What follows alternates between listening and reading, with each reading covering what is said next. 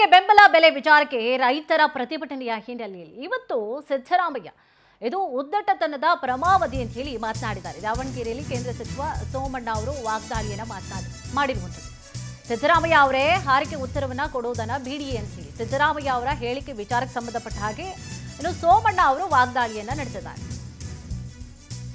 ಸಿದ್ದರಾಮಯ್ಯ ಅವರೇ ಹಾರಿಕೆಯ ಉತ್ತರವನ್ನ ಕೊಡೋದನ್ನ ಬಿಡಿ, ಜಾಣ ಕುರುಡುತನ ಪ್ರದರ್ಶನ ಬೇಡ ಅಂತ ಸೋಮಣ್ಣ ಅವರು ಮಾತನಾಡಿದ್ದಾರೆ. ಬರೀ ಮಾತೆತ್ತಿದ್ರೆ ಸಾಕು, ಕೇಂದ್ರ ಪ್ರಧಾನಿಯ ಕಡೆಗೆ ಬೊಟ್ಟನ್ನ ಮಾಡ್ತೀರಿ. ಸೊ ಕೇಂದ್ರದಿಂದ ದುಡ್ಡು ಬರಬೇಕಲ್ವಾ, ಕೇಂದ್ರ ಓಕೆ ಮಾಡಬೇಕಲ್ವಾ, ಈ ರೀತಿಯಾಗಿ ಹೇಳ್ತೀವಿ. ಪ್ರಧಾನಿ ಮೋದಿಗೆ ಕರ್ನಾಟಕ ಒಂದೇ ಅಲ್ಲ, ಮಾತೆತ್ತಿದ್ರೆ ಸಾಕು, ಸಂಸದರು ಬರೋದೇ ಇಲ್ಲ ಅಂತ ಹೇಳಿ ಹೇಳ್ತೀರಿ. ಎಲ್ಲರೂ ಕೂಡ ಬರ್ತೀವಿ, ಆದ್ರೆ ನಿಮ್ಮ ನಡವಳಿಕೆ ಸರಿ ಇಲ್ಲ ಅಂತ ಸೋಮಣ್ಣ ಅವರು ವಾಗ್ದಾಳಿ ನಡೆಸಿದ್ದಾರೆ.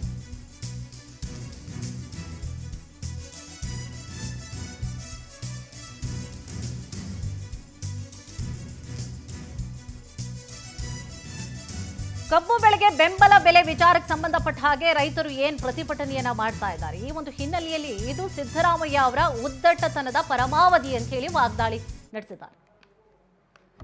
ಏನು ಅವರ ಒಂದು ಇವತ್ತು 7-8 ದಿನಗಳಿಂದ 9 ದಿನ ಆಯಿತು ಸ್ಟ್ರೈಕ್ ಮಾಡ್ತಾ ಇದ್ದಾರೆ. ಅಲ್ಲಿ ಹೋಗ್ಬೇಕಾಗಿತ್ತು, ನೀವು ಹೋಗಿ ಅವರ ಭಾವನೆಗಳನ್ನು ಅರ್ಥ ಮಾಡಿಕೊಂಡು ವಾಸ್ತವಾಂಶನ ತಿಳಿಸಿ, ಮತ್ತು ಬೇರೆ ಬೇರೆ ರಾಜ್ಯಗಳಲ್ಲಿ ಏನಿದೆ ಅದನ್ನು ಕೂಡ ಅರ್ಥ ಮಾಡಿಕೊಂಡು ಕೇಂದ್ರ ಸರ್ಕಾರ ರಾಜ್ಯ ಸರ್ಕಾರ ಒಂದು ಅಂತ ನಿಮ್ಮ ತಲೆಗೆ ಬರದೇ ಹೋದರೆ ಸಿದ್ದರಾಮಯ್ಯನವರೇ ನೀವು 2ನೇ ಸಾರಿ ಮುಖ್ಯಮಂತ್ರಿ ಆಗಿದ್ದು ವೇಸ್ಟು ಅಂತ ನನ್ನ ಭಾವನೆ.